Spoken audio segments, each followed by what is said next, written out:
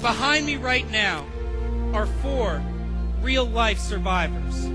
The television show Survivor, its popularity has caught on like wildfire across the land. It has changed television as we know it today. And the premise of the show is to outwit, to outplay, and to outlast the competition.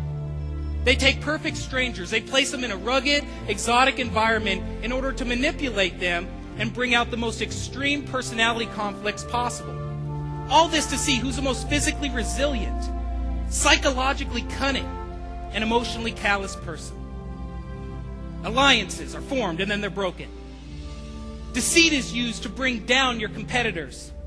And fear and intimidation are used in order to break the hearts and the will of your competition. Generally, it's the weak and the elderly that are voted off first. And why is this done? Why does this show take place? For $1 million. For greed. Greed is the single motivation of Survivor.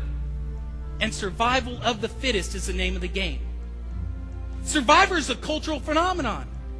It's taken the darkest traits of human nature and brought them out into the light. But tonight we're not talking about reality TV.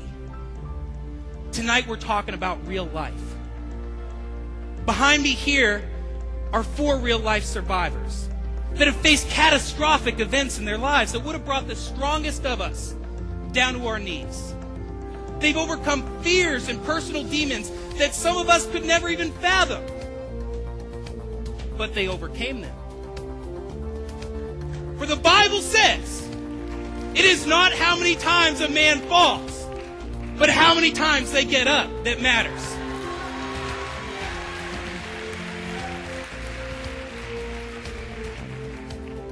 They made it up. They fought on when so many of us would have just given up. And how did they do it? What made them a conqueror? Because sadly, for each individual behind me here tonight, there's hundreds and hundreds of people that never made it. They were shipwrecked by the storms of life.